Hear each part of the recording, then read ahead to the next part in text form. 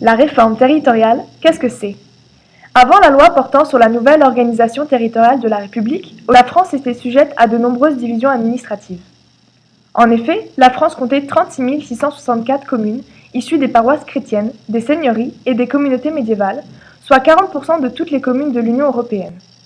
Avec la Révolution française, pour lutter contre le poids des provinces et affirmer le pouvoir centralisateur de l'État, sont instaurés les départements. Paradoxalement, c'est pour réduire l'hypertrophie de la capitale que la DATAR désigne, en 1964, 8 métropoles d'équilibre.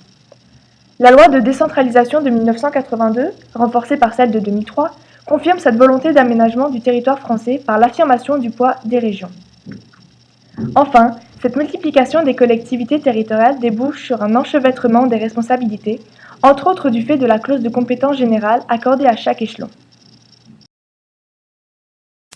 Ce sont donc ces divisions nombreuses qui ont abouti à la refonte du territoire français, entamée depuis 2013 et validée par la loi NOTRe.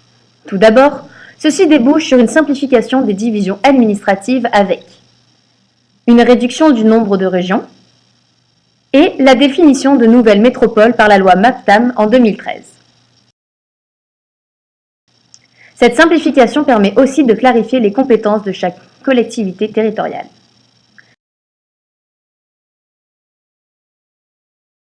Et cette simplification permet enfin de renforcer le poids économique des régions pour réduire les inégalités et favoriser leur intégration au sein de l'organisation régionale européenne.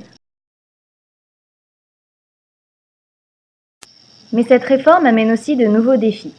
Tout d'abord, au niveau de l'autonomie financière des régions qui restent dépendantes des reversements de l'État.